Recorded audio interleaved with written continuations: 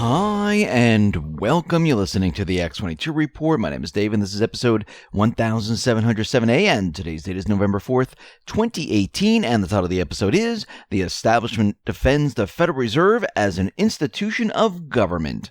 Now, before I get started, I wanted to talk to all the Trump supporters. Noble Gold has just released a 24-karat solid gold commemorative Trump 2020 Freedom Coin. The demand for these has been staggering, and I have to tell you, there's now a waiting list for them. And if you're a Trump supporter and you want to own one of these, right now, if you get on their waiting list, they are currently discounting the coin over $50 per coin, which is an incredible savings for this commemorative coin. So to get on the waiting list and reserve yours, go to TrumpCoin2020.com to secure your coin. The link is at the bottom of this video. To make it a lot easier, all you have to do is click on it. Let's get into the economic collapse financial news.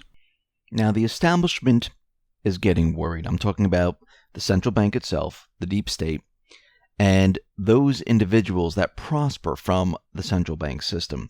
And we know that the central bank, they do not like any type of currency or monetary system that challenges theirs. Theirs is the supreme currency system. Theirs is the only one they want out around the world. Anything else, well, it just won't work. We know this with gold and silver. This is why they continually tell us that gold is a barbarous relic. It can't be used for anything except for jewelry. There's no need to own it whatsoever. We see this is happening with cryptocurrencies. We first had Christine Lagarde out there, the Biz out there, all demonizing Bitcoin. Even parts of the Federal Reserve were out there demonizing Bitcoin, cryptocurrencies, you name it.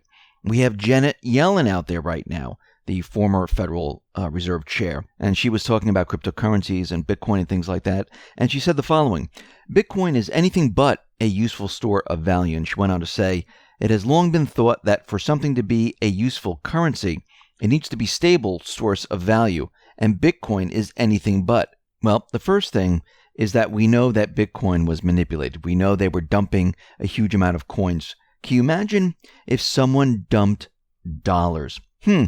Like if dollars flowed back from the Middle East, what would happen to the dollar? Exactly. We all know what would happen to the dollar. It would lose value.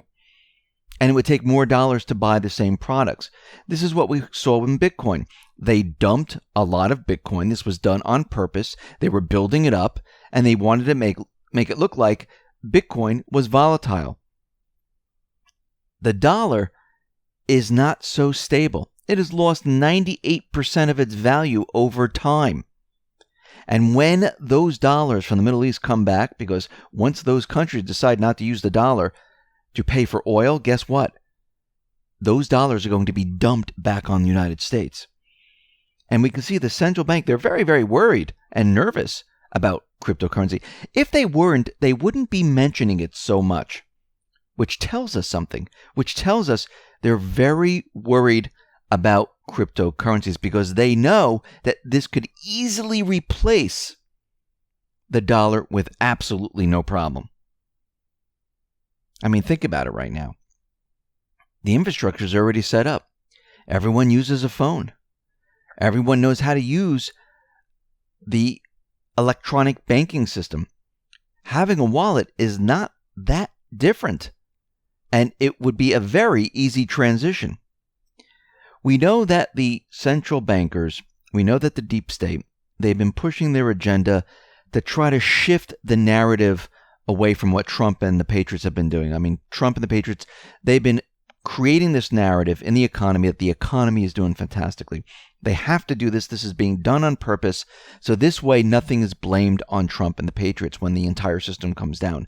We know we're living in an illusion. We know these numbers are fake. We know all of this. Obama was out there, and he was trying to convince everyone that the real boom to this economy really started with him, and this is really his economy. What they're trying to do, and this is not just for the elections, they're trying to shift the narrative to make it seem like Trump really had nothing to do with this economy. And they're trying to show everyone that if this system comes down, it's really not his economy. But guess what? It's not going to work. I mean, Obama was out there, and he said, by the time I left office, wages were rising. Really? Oh, we have a graph of the wages. And when he was leaving office, they were actually declining. Actually, wages were falling since he took office. They popped up a little bit, then they started to decline again. Poverty was falling. I mean, is he out of his mind? This is why we've been tracking all of this. This is why we've been looking at the economy the entire time. So this way we can look back in time and say, yeah, you know what? No, we were following this. Wages were not going up. People were not, coming out of poverty. Actually, more people were going into poverty under Obama. And we see that less people were working. Has anything really changed? No. All they're doing right now is they're manipulating the numbers. That's all they're doing at this point. So why are they arguing back and forth on whose economy this is? Well, one is for the elections, but once again, the election's going to be over very, very quickly. It's only one day, boom, and they're over. The real reason they're trying to push this right now is they're trying to control the narrative. And what Obama's doing right now, it's just not going to work. This is a failed approach. Like Trump said, he has the magic wand, which means he can manipulate the data any way he wants. And guess what? They're never going to come out and say that all of this data is manipulated, because it would be the end of them.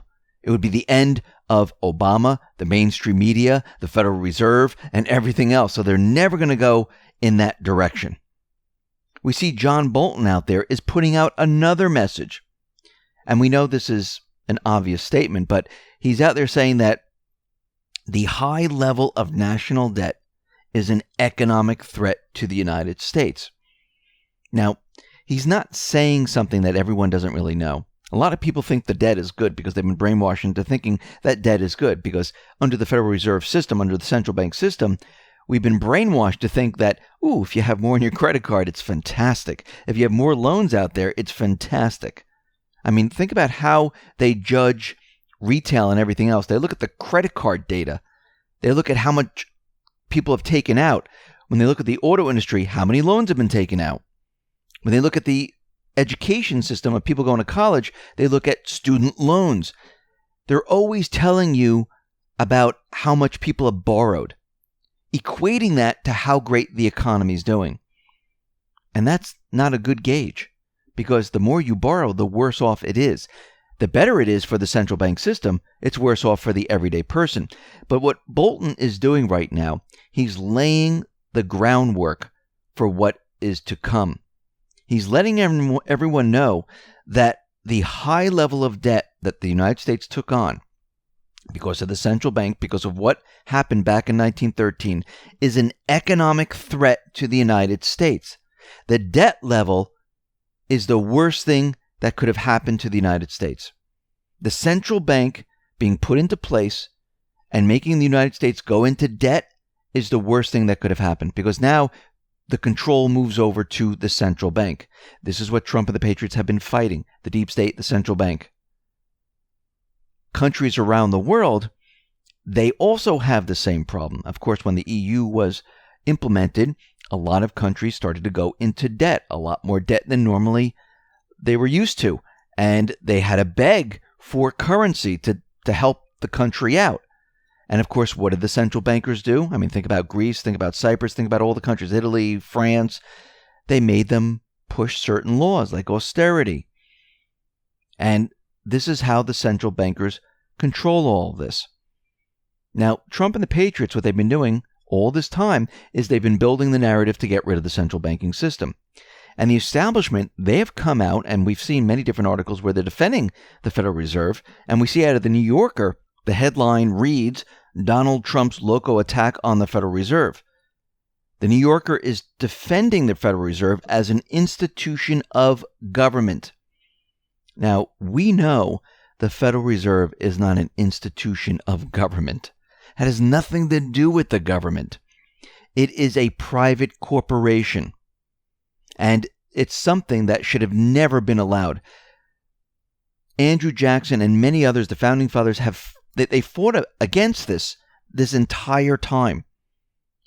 And they never wanted a central bank to be put into place. But what the establishment is doing is they're projecting out there the idea that the Federal Reserve is part of the government. It's one and the same. You can't get rid of it. Why are they doing this?